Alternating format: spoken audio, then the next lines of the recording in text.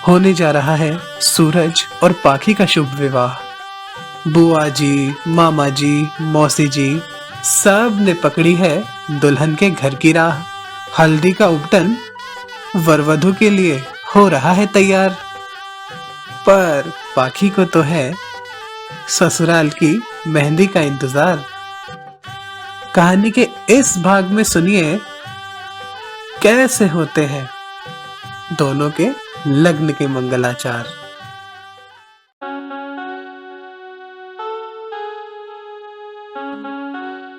Can I hold your hand, एक खूबसूरत एहसास, कोमल अग्रवाल की कलम से निकला उपन्यास।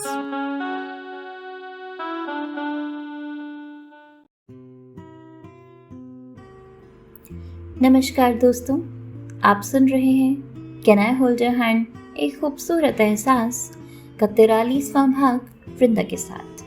डियर लिसनर्स, कहानी के पिछले भाग में आपने सुना कि सूरज का सामना उसकी मॉम से होता है और वो उसे पाखी से सगाई करने पर बहुत खरी खोटी सुनाती है और साथ ही पाखी को पहचान सभी को धमकी देती है, मगर प्रशांत पीछे हटने के विपरीत अपनी बहन और सूरज के शुभ विवाह में पधारने के लिए उन्हें आमंत्रित करता है। सूरज पाखी के साथ फिर एक नई शरारत करता है, पर पाखी अब उसकी शरारतों की अभ्यस्त हो गई थी, इसलिए वो भी उसे छोड़कर जाने की धमकी देती है। अब आगे। सूरज ने पाखी को परेशान तो किया, मगर पाखी के भैया की धमकी से वो डर गया। भैया को बताना मत कि मैंने ये सब फालतू की बात की थी, उसने रिक्वेस्ट की। चिल मिस्टर सूरज, बड़ी बड़ी कारों में ऐसी बेकार की बात हो ही जाती है, पाखी ने भी फिल्मी अंदाज में कहा। तुम तो यार सचमुच मेरे जैसी हो गई हो, सूरज ने तारीफ की और गाने लगा। मेरे रंग में रंगने वाली परी हो या हो परियों की रानी, या हो मेरी प्रेम कहानी। मेरे सवालों का जवाब दो ना। अगले 2 दिन पंख लगाकर उड़ गए। दिल्ली में प्रीतम और प्रीत ने सबकी खूब अच्छी तरह मेजबानी की और उन्हें घुमाया फिराया। अब वो सब काम खत्म कर दिल्ली से देहरादून लौटे। सूरज थोड़ी देर अम्मा बाबूजी के साथ बातें कर मसूरी के लिए निकल गया और पाखी के घर पर शादी की तैयारियां शुरू हो गईं। अब सिर्फ 2 ही हफ्ते तो बाकी थे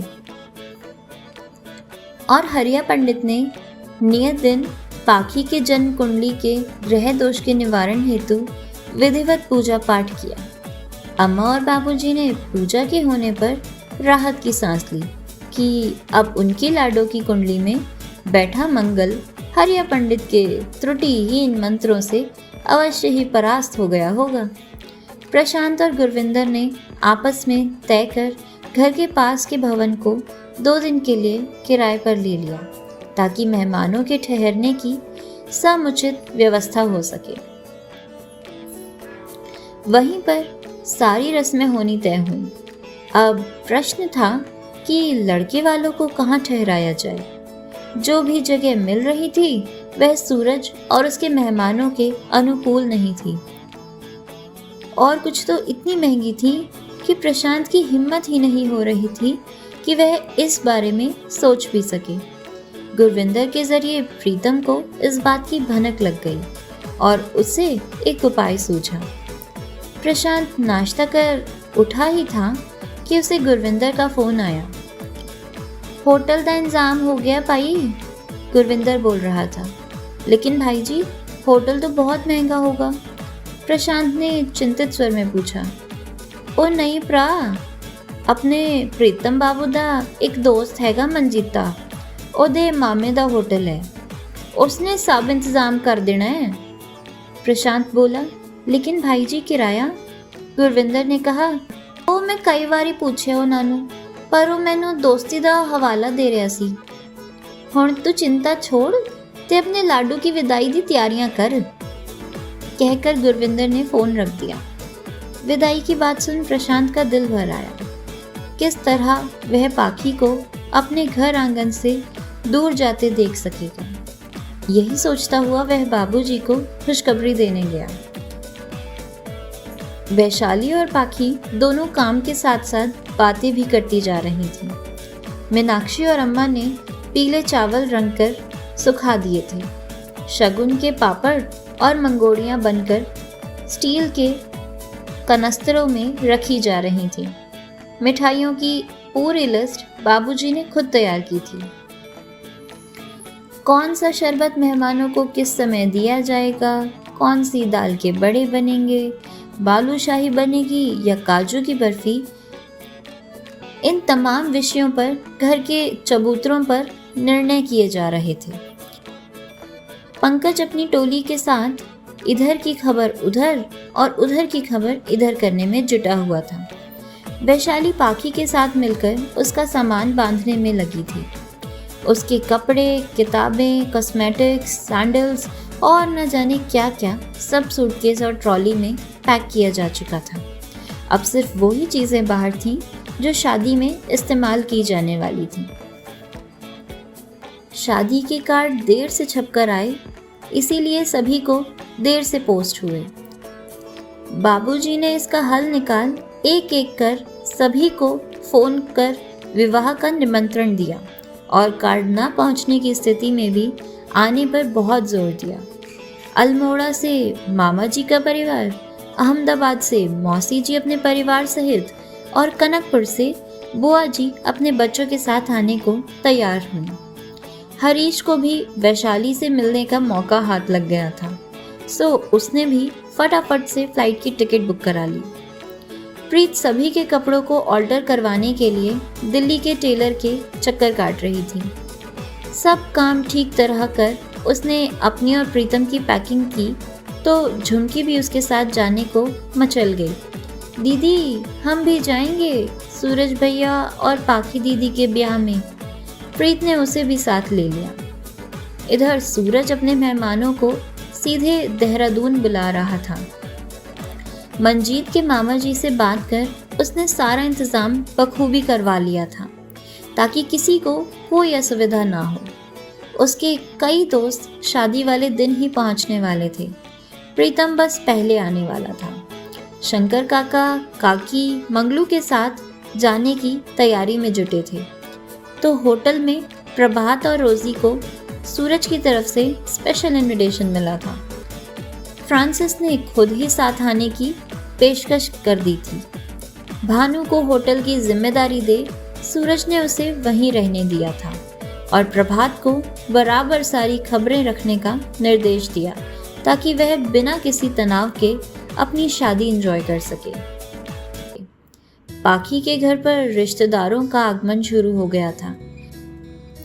सबसे पहले आई बुआ जी अपने बड़े लड़के और उसकी 2 बच्चों की अम्मा बन चुकी बहू के साथ। फिर मीनाक्षी की छोटी बहन उसके बड़े भाई भाभी के साथ आ पहुंची।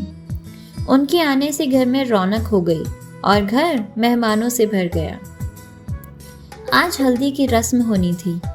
प्रीत के पहुंचने में ज़्यादा समय नहीं था।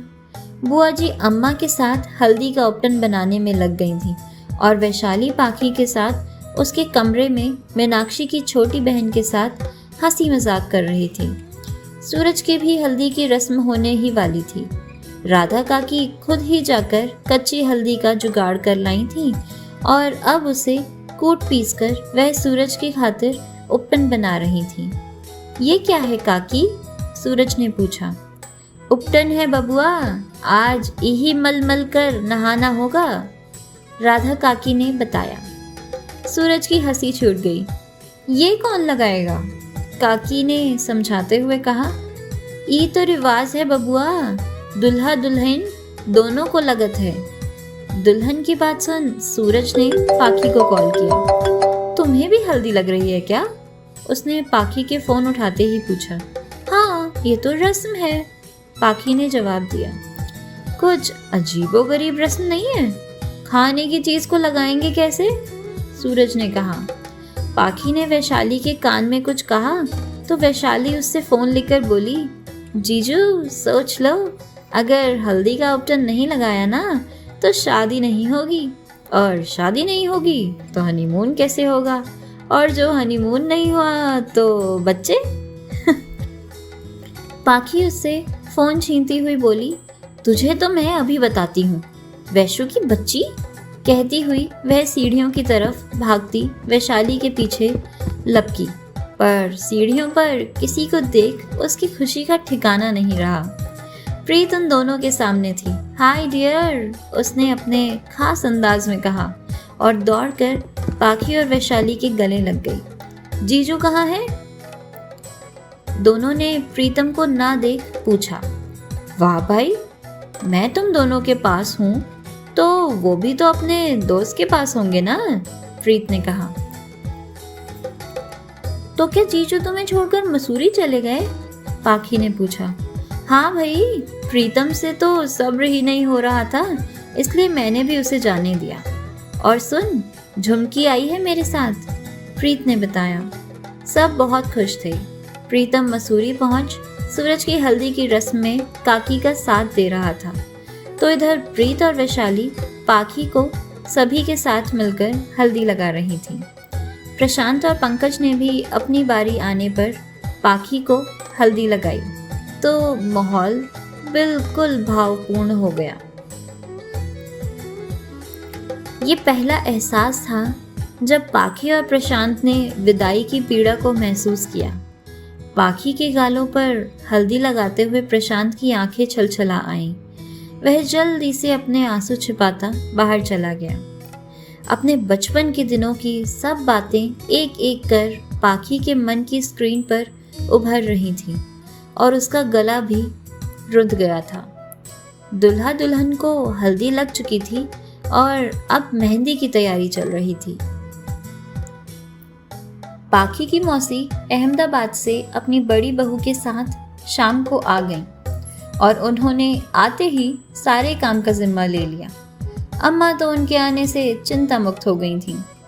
आते ही उन्होंने सवालों की बौछार कर दी। मेहंदी कहाँ है बहू? कहाँ है पाखी के ससुराल की मेहंदी? अरे कोई जवाब क्यों नहीं देता? सब सोच में पड़ गए थे। पाखी के ससुराल से उसे कौन मेहंदी भेजता? मीनाक्षी ने दबी जुबान से दिल्ली में हुई सूरज की मॉम की धमकी का वृत्तांत कह सुनाया। पाखी उदास हो गई, पर वैशाली के पास हर समस्या का हल होता था। उसने प्रीत से कह सूरज को कॉल लगवाया और शुरू हुआ मिशन मेहंदी। राधा काकी मेहंदी वाली बात बिल्कुल भूल ही गई थी कि उन्हें देहरादून भी मेहंदी भिजवानी है। अपनी गलती मालूम होते ही काकी बोली, हमसे भूल हो गई बबुआ, हम अभी तोहार काका को भेज घाटी से मेहंदी मंगवाते हैं। घाटी से मेहंदी लाने की बात सुन सूरज और प्रीतम को कुछ समझ नहीं आया। मेहंदी दुकान पर मिलेगी काकी? नहीं बबुआ, प्रताप बंस की बहू के हाथों में घाटी की मेहंदी लगत है। काका आए और मंगलू के साथ मेहंदी परंपरा के अनुसार मेहंदी के ताज़ा पत्ते तोड़ने घाटी की तरफ चले। थोड़ी देर बाद मेहंदी की सुगंध से पूरी प्रताप कोठी महक रही थी। अमेजिंग! सूरज ने एक चौकोर शिला पर मेहंदी के पत्तों को पीसती राधा काकी से कहा, तो को भी यही मेहंदी लगेगी बबुआ, फिर देखना कैसन गहरी मेहंदी रचेगी कि छुड़ावत न छूटेगी। काकी ने प्रसन्नता से मेहंदी का गुणगान किया। सेठानी भी यही मेहंदी लगाकर इस कोठी में आई रही और अब छोटी सेठानी भी। क्या काकी, वो तुम्हारी बहू है और उसे बिटिया कहना। सेठानी कहोगी तो सब छोड़ छाड़ अपने भैया के घर चल पड़ेगी। सूरज ने उन्हें हंसाया। पर मेहंदी लेकर जाएगा कौन? सूरज ने काकी से पूछा। देखो बबुआ, मेहंदी तो देवर ही लेकर जावत है, यही रिवाज है। मंगलू की पेशी हुई। वह तो खुशी के मारे फूला नहीं समा रहा था। राम भली करे छोटे मालिक, हम लेकर जाएंगे छोटी मालकिन की खातिर मेहंदी। सूरज सोच रहा था, इसे भेजूंगा तो कहीं सब गुड़ गोबर ना कर दे, पर प्रीतम को इसमें जाने क्या खूबी दिख गई। वो बोला, इस जोकर को ही भेज दे, शादी के घर में थोड़ा हंसी ठट्टा हो जाएगा। प्रीतम के दिमाग में शरारत का कीड़ा कुलबुला रहा था। उसने अपनी योजना सूरज को बताई। सूरज को तो उसकी योजना सुन हंसी का दौरा पड़ गया। वह ड्राइवर के साथ मंगलू को भेजने पर राजी हो गया।